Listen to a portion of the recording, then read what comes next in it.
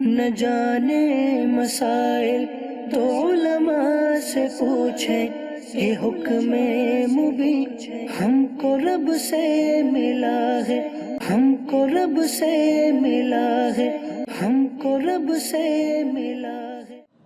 رسول پاک صلی اللہ علیہ وسلم تشریف فرمائے، سرکار نے فرمایا ابو بکر طوبہ کے درخت کے بارے میں جانتے ہو؟ طوبہ کیا ہے؟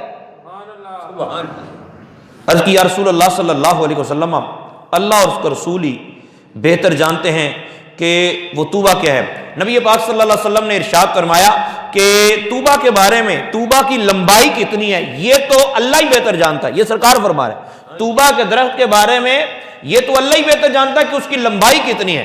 نبی پاک صلی اللہ علیہ وسلم نے ارشاد فرمایا لیکن اس کی ایک شاخ کے نیچے تیز رفتار گھڑ سوار اگر 70 سال تک دوڑتا رہے تو شاخ کی لمبائی پوری نہیں ہوگی، وہ درخت کتنا لمبا چوڑا ہوگا۔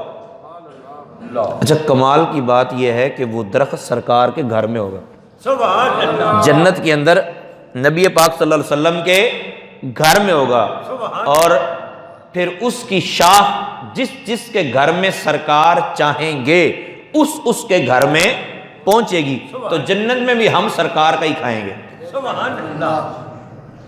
نبی پاک صلی اللہ علیہ وسلم نے ارشاد فرمایا ابو بکر اس کی ٹہنی، اس کی ایک شاخ اتنی بڑی ہے، اس کے پتے ریشمی ہلوں کی طرح ہیں۔ رسول پاک صلی اللہ علیہ وسلم نے ارشاد فرمایا ان درختوں کے اوپر اونٹوں جیسے بڑے بڑے پرندے ہوں گے، اونٹوں جیسے بڑے بڑے پرندے ہوں گے۔ نبی پاک صلی اللہ علیہ وآلہ وسلم نے جب یہ ارشاد فرمایا، ابو بکر صدیق رضی اللہ عنہ کرتے ہیں یا رسول اللہ اتنے بڑے پرندے ہوں گے تو ان کو کھائے گا کون؟